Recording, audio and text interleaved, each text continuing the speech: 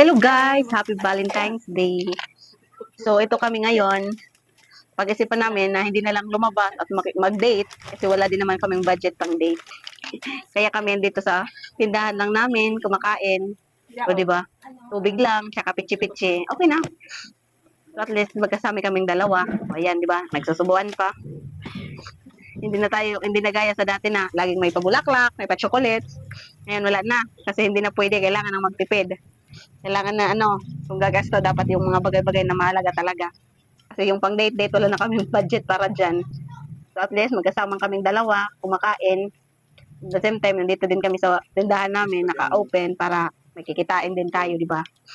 So yan lang yung namin ngayon, ganap na yung Valentine's Day. Siya naman yung nagdi-display kasi nagkataon din na may deliver tayong mga gatas. Kaya yung husband ko, siya yung naglalagay ng mga price, nagdi-display sa mga bagong deliver natin. Ako naman yung taga-subo sa kanya ng kinakain namin. So, di ba? Sweet din naman yung ginagawa namin. Tapos yung drinks, tubig-tubig lang. Tipid-tipid tayo guys kasi hindi pwedeng gasto ng gasto. Wala tayong pera. Ipon-ipon din pag may time.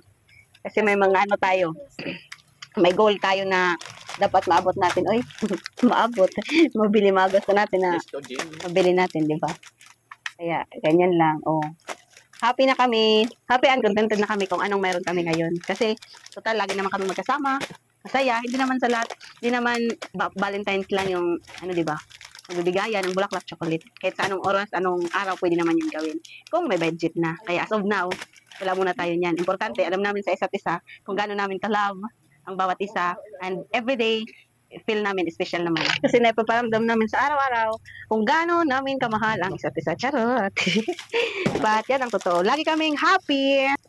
And thank you for watching. Happy Valentine's Day!